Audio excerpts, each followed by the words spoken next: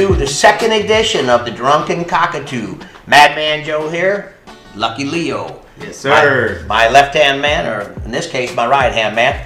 Anyway, this show today is called Old Key West, and I'm going to recite some stories of Old Key West from 1978 when I was 16 years old and I first started going down there. I became a legend myself down there. But anyway, I'm going to share some with the common guys, like modern day. You were down there like about a year and a half ago. Tell us about what it was like, the experience driving across the bridges when you got down to Key West. Tell me what it was about. This is modern day. Go ahead. Yeah, beautiful. It was about a year and a half ago, a little bit less than 2 years. Gorgeous, right? Going down that 7 Mile bridge. Yeah. You got water on both sides. Just a beautiful drive. It looks like God airbrushed it. Yeah. Oh, beautiful. So gorgeous. You know, it's a 2-lane highway. You're just going, cruising. We had a couple cars. We were kind of caravanning it down there. Stopped by, Big Pine Key. Yeah, Big Pine Key. You know that. Went to Key Deer. You saw the Key Deer? I saw the Key Deer. Baby, yeah. Yep. Then we stopped at the No Name Pub. Got some excellent pizza. Some of the best pizza I've ever had. That might be the best pizza on the planet. I like that No Name place. It's got all the dollar bills hanging from the roof. I figured it was No Name Pub. I don't know. Yeah, I think that's what it was. Yeah, I've been there quite myself. Oh, good stuff. Then we got to Key West, and that's always a good time. Yeah. My first time going there. Hold on a minute. I feel something coming in there. Did you do the Duval crawl? The Duval crawl. Had to do the Duval crawl, right? Yeah, I am psychic. Huh? Gotta enjoy yourself when you're down there, right? We were on vacation. Let it all hang out after midnight. I mean, there were some folks down there on the strip. They were letting it all hang out. There always is. We weren't that free flowing. The Key West crazies. They're always Key West crazies. Yeah.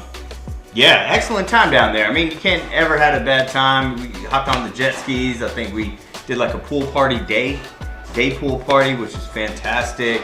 And let me ask you this: who won the Duval crawl? Did Key West win, or did you guys win? Key West won that one for sure. I want to go back and see if I can give it another shot, but Key West definitely won on that one. Well, let me give you a little heads up. I've tried it probably about 74 times, and I've never made it. But let me tell you, Lucky. Yeah. 1978. I was 16 years old. Right. Oh wow. I had a Volkswagen van.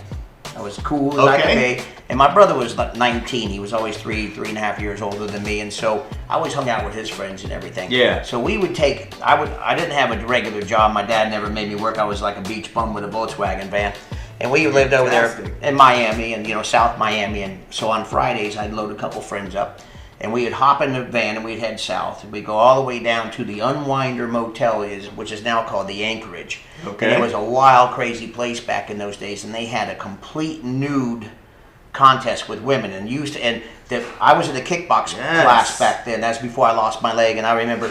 I used to kickbox, and on Sundays they would pay us. This was back when like cocaine was everywhere. There was big money people. They owned the Unwinder Hotel, and I was 16 years old, and I was a bouncer. And they had these girls naked dancing on the stages, and there was like 4 stages, and you would sit there and watch your girl, nobody touch her. And then when they'd hit the bell or whatever, you'd have to go like that, and she would sit naked on your shoulder, and you used to have to walk her like this to the next table and guard her. And I did that, and they would pay us $100 or $200. I used to get my friends like jobs, like work in the parking lot, and then we'd have all that money, and then we would haul ass, and we'd get in the Volkswagen van, and we'd all stop at the Caribbean Club in Key Largo, which was where they filmed the Key Largo movie with Humphrey Bogart, and we'd stop and have a couple beers there, and then we'd head out straight south. We'd get back in the van. Now the van was always like a sporting goods store. And we had scuba tanks, mask, fins, we had spear guns, we had fishing, we had barbecue grills. And we'd all be loaded in the van. We go all the way down to Bahia Honda, which is now a state park. Yeah. And we used to actually be able to put our tents up on the beach, and we would go. That'd be about getting dark by the time we got there in the park. Yeah. And we would throw out lines, and we used to make this stuff called Key West Punch. It was made with 151 grain alcohol, and with a Hawaiian Punch and 7-Up in it, and then we would cut up apples and strawberries, and we'd drink that all night and. Like some hunch punch. Yeah. We call this Key West punch, and we would drink that, and we'd fish all night, and we'd wake up in the tents the next morning, and at daybreak, we'd all get the spear guns out, we'd jump and go up underneath the old Bahia Honda bridge that they stopped the use of, We'd go down spearfish, lobster, and then we would have like, it'd be like 9:30 in the morning. We'd dig a hole, we'd put some coals down, we'd have like a big metal bucket, and we'd boil. We'd have octopus in there, lobsters, fish. We'd gorge, and then we'd all hop back in the van. We'd drive down to Key West. We'd go like the Oceanside Marine, Key West Marine, and I had deals worked out with the people there. I used to come every Saturday morning, like 10 o'clock. Yeah. We'd get in the water and scrape barnacles off the boats for money and all that, and we'd all have a pocket full of money, and then we'd go like check into the Halfred Motel or El Rancho, and we'd all shower, hang around the pool. When it got dark, we'd go out and try the Duval crawl again, right? Yeah. And we, many times we tried. But I mean, now you got to remember, this is 1978. I swear to you, Leah.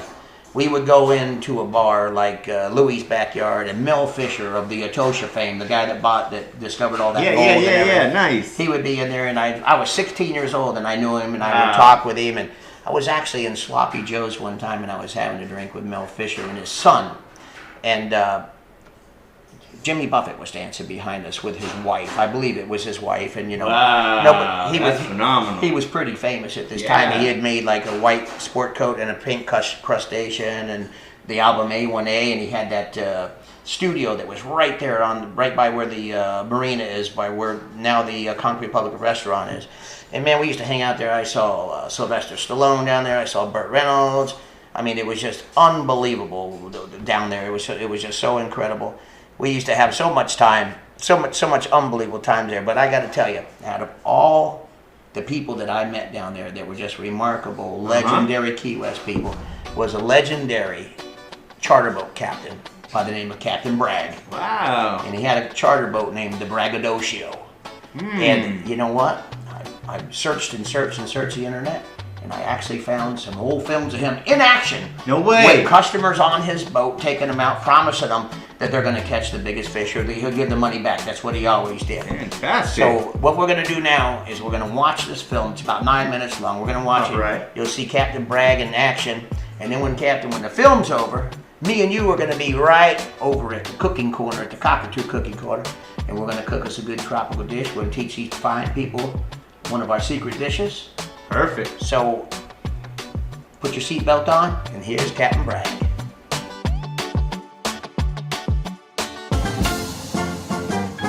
Hey everybody, step right up. Captain Bragg right here, guaranteed best boat on the Charterhouse Road.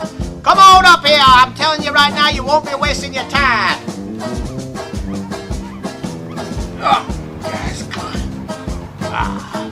You ma'am, you look like you're from Baltimore perhaps, no? New York? Come on aboard here, I guarantee you the largest fish you ever gonna catch. Or you don't pay nothing on the Sea Braggadocio. This is Captain Bragg here right now.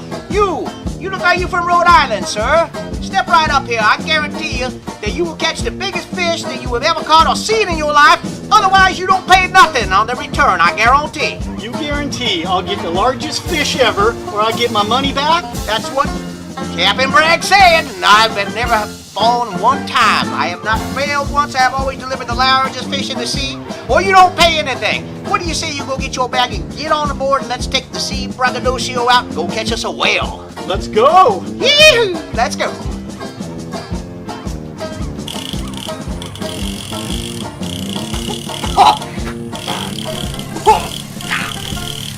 He's the body best. But like I was telling you before, son, let me tell you again. I've been a fishing captain for years and years and years and years. And the reason why I'm so damn successful at it is because I gotta tell you, there's a lot of similarities between a woman and a fish. You gotta catch them. You gotta run them down. They're almost the same thing, a woman and a fish. Catching a fish is like catching a woman. And believe me, y'all, I caught a bunch of both on them. Tell me, son, have you ever caught a lot of women in your life? This is one that. Yeah, like I was telling you before, son. There's a lot of similarities between a fish and a woman. You gotta be ready for either one. I gotta tell you, hell, I caught this one time, and I had all the hooks baited perfectly. I had the nice crib. I had the nice car, I had the bank account, I had everything going that you need to land one like a lass like this one. But I gotta tell you, it didn't last long. It was a very short time. What happened, Captain Bragg? Because I had one that did this. I'll tell you what happened if you really seriously want to hear. after a while, she started nitpicking every little damn thing I did. Like, for instance, I cooked her a fine meal and we ate a nice fine meal together. When we got done, I found out that there wasn't no toothpicks left. So what did I do? I did what every other man could do. I grabbed my damn big foot, I brought it up to my mouth, and I bit off my toenail. And I was using it for a toothpick because, you know, it's cheaper than toothpicks anyway. But oh my God, you would have thought that I would have slaughtered a damn pig in the living room the way she carried on. Oh, will you stop biting your toenails? It's disgusting. You know, I'm really glad that I got rid of her because I couldn't take her no more. And that, I once had a woman that... And I'll tell you another thing about her, too. Every time I damn farted in the house, she thought I hair-lipped the damn boat. I couldn't stand her after a while. She always had that nagging, pathetic voice, always whining and nagging and whining and nagging. She says, for the love of Christ, Captain Bragg, it smells like a basket full of assholes in our living room. Can you stop farting for once in your damn life? I couldn't take her no more. I was so glad when she was gone. She finally told me, if you don't quit farting in the damn living room, I'm moving back into my mother's. And her mother was a witch, let me tell ya. A woman once said spit in my face almost as bad as you do. And you know what else she used to do to me? She got all upset and disgusted every time I'd pick my nose and eat it. But she just didn't understand that I'm a sea captain. And I'm out in the ocean on a daily basis where the waves are roiling and they're hitting my face. I had to get the damn salt down in my nasal passages. And because I'm in the sun all the time, my body needs the salt replenishment. Therefore, I was eating my boogers, but they really wasn't my boogers. Because they was just the salt that was coming out of my nasal passage to replenish my body. And that she used to tell me in that old squeaky voice of hers, she'd say, if you don't stop eating the head cheese out of your head, I'm going to move back to my mother again. And I would say, no, listen, honey. But would she listen? No! She kept on. She kept on. And I kept on eating the head cheese, as she called it. And she finally went back to her mother, damn it! You know what, Captain Bragg? I'm beginning to feel a little seasick here. Let's head back to the marina. Hey! Oh, there's that big one I promised you. Keep the pressure on him, son. Keep it on him. Don't give up. Pull harder. Pull harder, son. It's certainly not the biggest fish you promised me, but what do you say we go back to the marina and you give me half of my money back? That won't be necessary, son. There's still a lot of daylight left in this day, and I'm going to deliver that damn giant fish that I promised you. Well, my name ain't Captain Bragg. Did I ever tell you about the biggest fish I ever caught? No, you didn't. Well, let me tell you in the hell of a story it is. Actually, it wasn't a fish at all. It was a whale. I hooked up with what I thought was a giant fish one time, but it turned out to be a whale. And I fought it for 8 days straight before I got it to the next side of the boat. And when I got it to the side of the boat, I saw it wasn't a fish at all. It was a sperm whale. And I gotta tell you, it was as wide as Moby Dick. And I got it up there and I finally tried to reach and pull the hook out of the damn whale's mouth. And it went ballistic. It went berserk and it hit the boat. And I fought. And it hit the boat. And I fought and it hit the boat again. And damn it if I didn't go over the side. Straight down into the jaws of the beast. And it swallowed me. And it swallowed me and I was down in its stomach. Down in its stomach, I tell ya. And I was in there bathing with all that stomach acids. They was putting holes in me the size of silver dollars.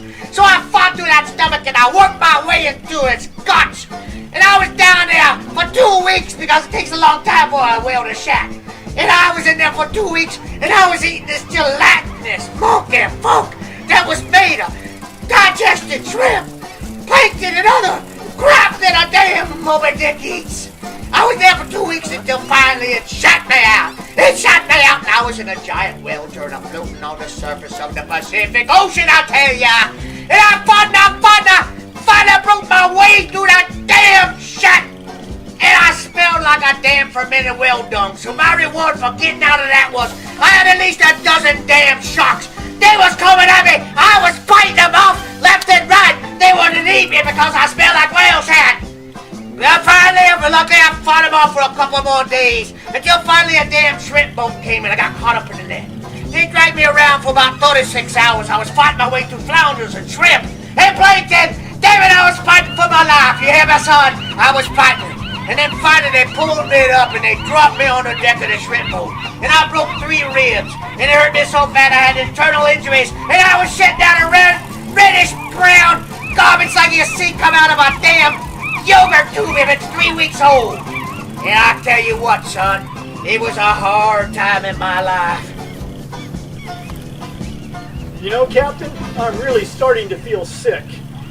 And all of your disgusting stories are just making it feel worse. All we caught was this tiny fish. But to hell with it. I don't want my money back. Just get this boat back to shore so I can get the hell away from you. Wait a minute, let me get this straight. You don't like me? You don't like Captain Bragg of the Sea Braggadocio? Well, let me tell you something about myself, son. I'm a real person. What I say is real truth and I talk real words. And I like me and damn it other people like me too. I gotta tell you, when you first don't meet me, I know I can talk too much and I know I'm loud and I know I tell stories. But you'll find out in a pinch that I'm a friend like you'll find in a damn foxhole in the army. And people love me because all I speak is the truth and I always guarantee everybody a big fish. And if you stay out here with me, we're gonna get a big fish. But I'll tell you once again, people that know me, they love me. You know what, Captain Bragg? You really aren't such a bad guy after all. In fact, you're starting to grow on me. What do you say we stay out here until we catch that giant monster you promised? Well now, son, you're starting to make sense to an old sea captain. I see you're starting to get your sea legs, son. I'm glad to see it. Did I ever tell you about the fish that taught me patience? No. Well, I'll tell you what happened. I was out on a damn old boat in a long time.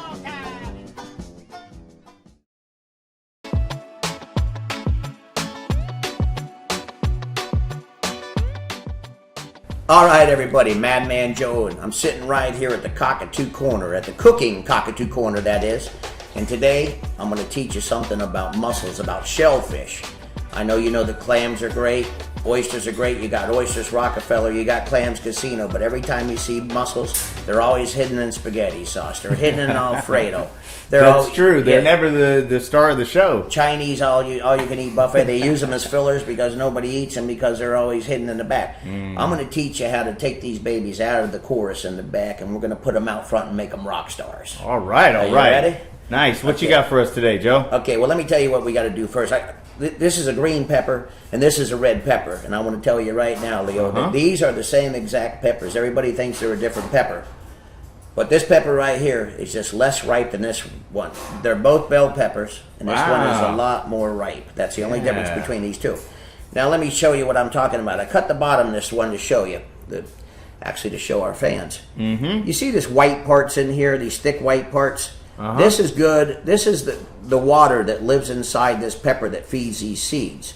So what you got to do, if you're going to cut green peppers to put on a pizza, like if you cut this green pepper and you put it on a pizza and cook it, it's just going to be water and it's going to make a slushy, wet pizza. It's garbage. So what you have to do is you have to cut that out, and then you have to cut these off too. You want to stay away from the watercresses. If you have to cut this pepper right here, for instance, so the way you do this, you want to get rid of that watercress. Just cut that thing off, because all that's going to do is it's going to bleed water all over your pizza.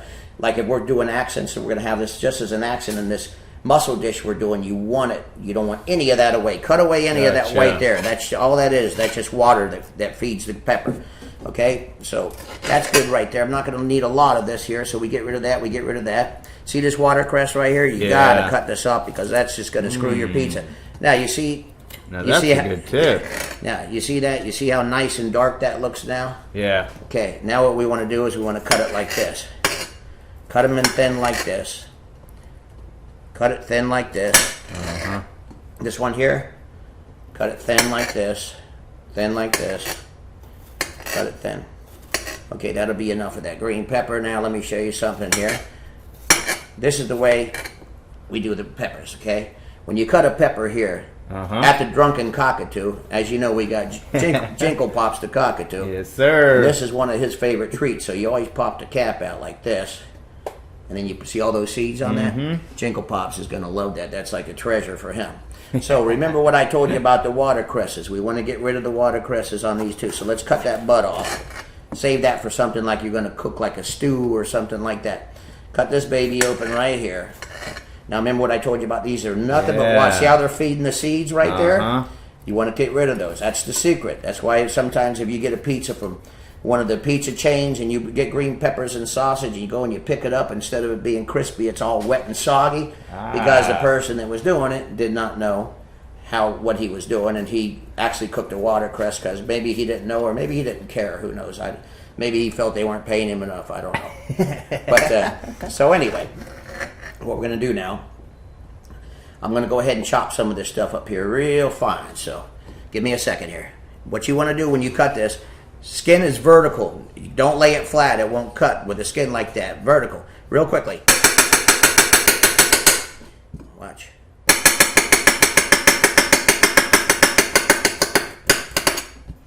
Okay, a little red pepper.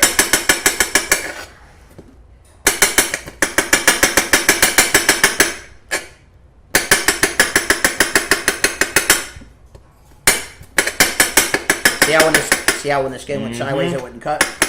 Skin's always got to be vertical, straight up and down like this, otherwise it don't cut. And you cut it really quick.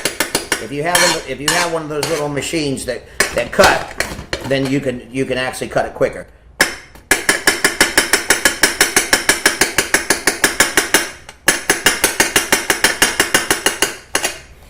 A little bit more is all we're going to need here.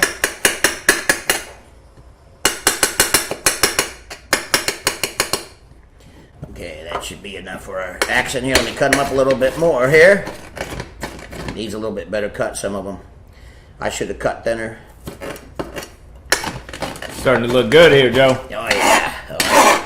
Get them a little bit more thin there. A little bit more thin. Okay, so I believe that's going to be enough for our accents right now. So let me load these in there for now. So next what we're going to do here is we're going to go ahead, we're going to crank up this oven real quick here. So you got the garlic out here now, Joe. Yeah. We cut the garlic down like this. Get a big one. The bigger one, the better. You know, that way it doesn't take for all day long to cut it. Now, and what we're going to do with this is we're going to derive some good olive oil. We're going to derive some good garlic olive oil. It's going to be drizzled.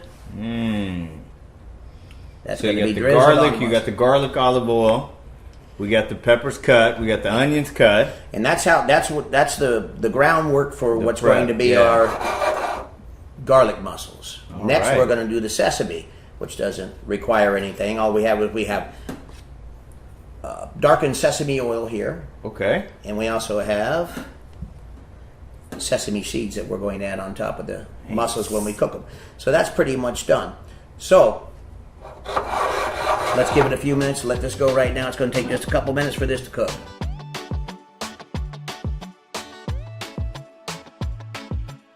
Okay.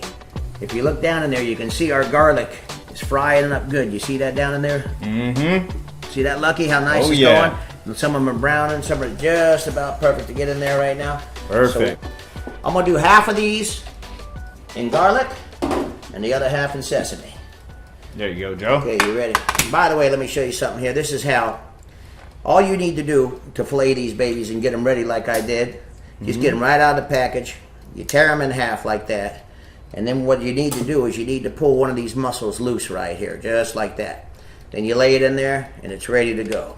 Once again, separate the mussel like that. Break it from its little roost there. Lay it in there, okay? So what I'm going to do is I'm going to do these half right here. I'm going to do half of these half in the garlic, and then the other half I'm going to do in the sesame seed.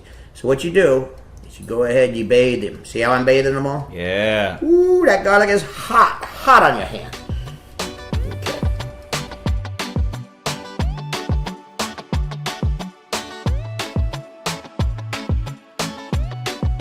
Okay, and then on the other side, what we're going to do here now is we're going to go ahead and we're going to put sesame oil. Now, you know what? I've never tried these before, but when I was sitting back and I was dreaming about what I was going to put on these babies, and I had that taste, I could taste the mussels in my mind, you know? Yeah. And I said, what would do good? And I laid back and I dreamed on it a while, and it came up, and I said to myself, it's going to probably have to be sesame. Okay, so what we're going to do now is I'm going to go ahead and put a little sesame seeds on these babies too. Not a lot, because I'm going to hit them again too after I get done, all right? But So not a lot of prep for these mussels, huh? Pretty easy there. No. You could you have a next Super Bowl party, whatever party you have here. Bring them on, baby. Get them ready. Okay, we got sesame now. And what I'm going to do on these over here, so I'm going to go ahead and put one of these peppers. I like them big like that. Most people like them cut up a little bit better. But I like them just like this, so they got that crunch going on them.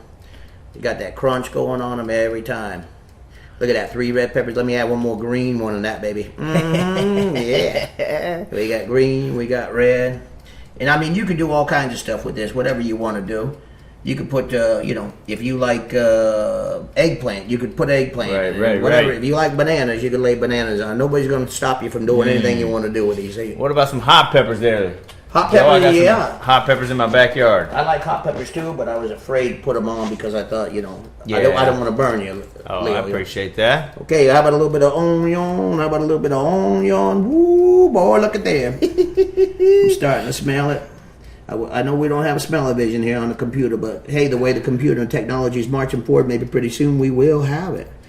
Okay. It smells right, Now. real good. Okay, so what we're going to do now is... Now this is the secret too. Let me tell you something. When you're cooking with garlic, you're cooking with sesame oil, especially garlic and olive oil. I got some sea salt here. If you don't put some sea salt on these babies, they're not gonna sing, and they would actually be a little bland, because without the assistance of salt, garlic and sesame, just doesn't scream out like it will when you put a little salt on. So anyway, we're gonna go ahead now. I got the oven preheated for us. Woo, that's hot. All right, so this is going to be I give it about 8 minutes. You putting the mussels in the oven for 8 minutes, huh? I'm putting them in there for 8 minutes, and I got this little oven as high as it can go. I think it's on 400. About 400, Yeah, and 8 it's going. minutes. So, That look easy enough. what we're going to do right now, me and you, is we're going to go out into cyberspace and disappear and take a vacation for a while. And through the magic of editing, we're going to come back when these babies are ready to try, and we're going to try them, all right? Isn't that something? All right, so you ready? Let's go. All right, Lucky Leo. All What right. do you think? I think, dude, the magic time has come. I'm excited. Let's give it a shot and see how these babies are. Now, let me show you what. Ooh, look at that, buddy. Look at the magic of that. Now, these babies right here, these are the garlic, olive oil garlic, with the green pepper and the onion on it. All right. And these babies right here, ooh, let me just do a little bit more of that sesame. That's that burnt sesame oil on it. And then we're going to go ahead and top it off with just maybe a little bit more of these with that little crunch, because I like a little crunch with my mussels. Okay. Let me go ahead and try one first, Leo, make sure they're not too hot. Yeah, show me what I'm doing here. Try Joe. the sesame seed. Ooh, let me try this.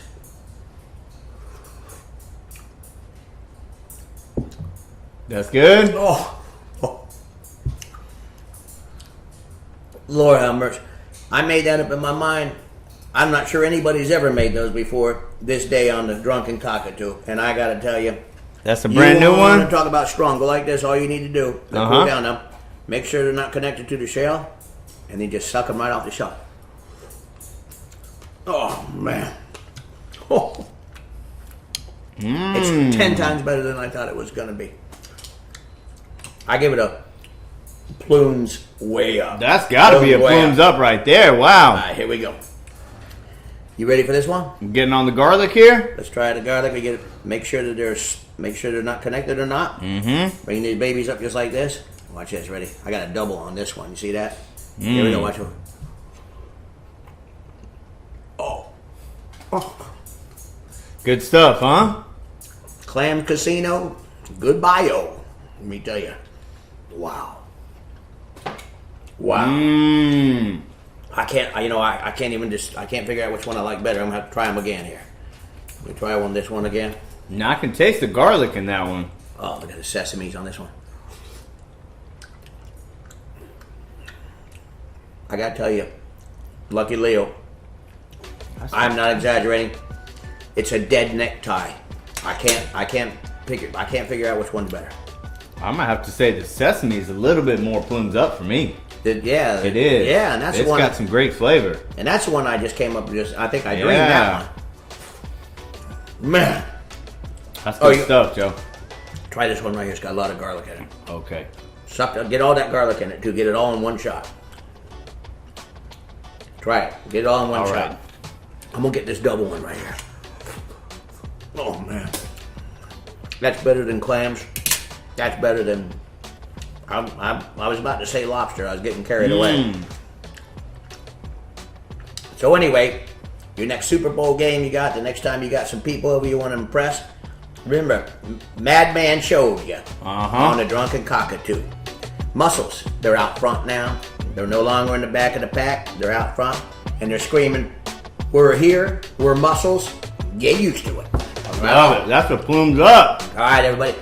Hope you try it. Hope you like it when you do try it. Send it back to us in the comments. Let us know. Let us know what you thought of it. Let me do this again one more time. Hold on. Leo, I hope you don't mind if I hit this again. Oh, That's a plumes up. plumes way up.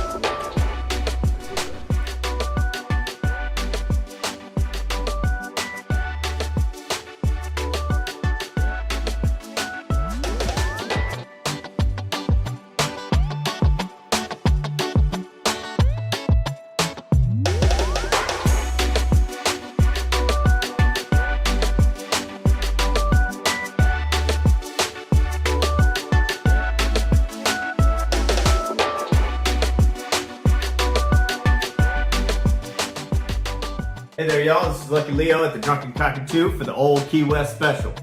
Today I'm going to teach y'all how to make a Key West favorite, the Rum Runner. Now, this drink was started back in the Prohibition days, those back in the 1930s. The Key West conchs, as they like to be called, were running that rum from Cuba to Old Key West. So, first thing we need is some ice. All right, so we're going to get some ice here in our little shaker here.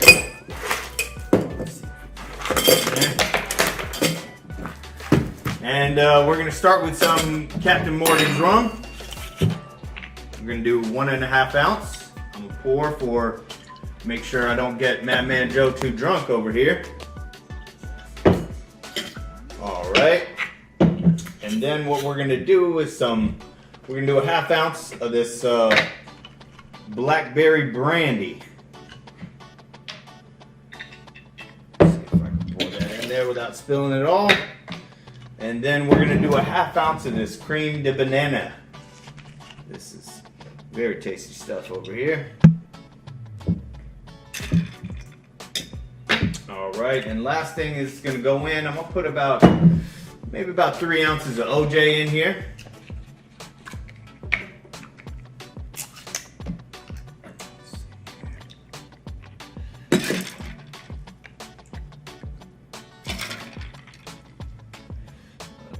Top it off with another 1/2 ounce here. All right, now guys, that's the ingredients for your Rum Runner, and I'm gonna just shake it up for you. There you go.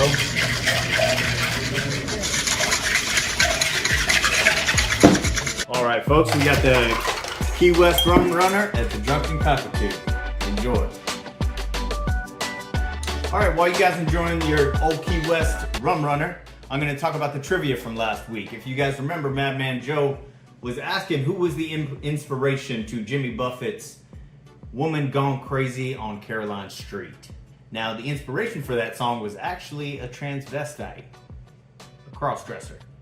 But for this week's trivia, it is going to be how many people get struck and die from getting hit by coconuts in the Caribbean. Let us know in the comment box, and we'll give you the answer next week. Man, I got to tell you, that was some dish.